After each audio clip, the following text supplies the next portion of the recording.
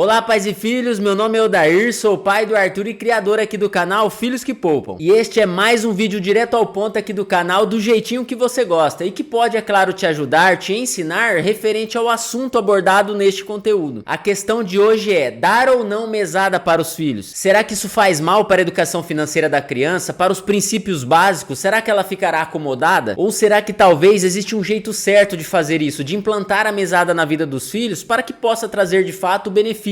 Bom, de imediato eu já posso dizer que existem três situações mais comuns no cotidiano das pessoas que envolvem o uso da mesada ou não na vida dos filhos. A primeira situação é quando a criança não recebe mesada, mas quem paga seus gastos são os pais, que é a situação mais comum, que ao meu ver traz uma educação financeira baixa ou média, mas vai depender muito da educação ali do dia a dia que a criança vai receber dos pais referente ao assunto, vida financeira e dinheiro. A segunda situação é quando a criança recebe mesada e quem paga seus gastos é ela própria, que ao meu ver é a melhor das opções, é a melhor situação, porque traz no pacote uma educação financeira alta, excelente. E a terceira situação é quando a criança recebe mesada, mas quem paga seus gastos também são os pais, que ao meu ver é a pior das opções, que passa uma péssima educação financeira para a criança, que pode trazer vários vícios e maus comportamentos em relação ao dinheiro, à vida financeira, que pode influenciar diretamente no futuro dela. E fora essas observações levantadas, existem três pontos também muito importantes a serem destacados referente a esses três cenários apresentados.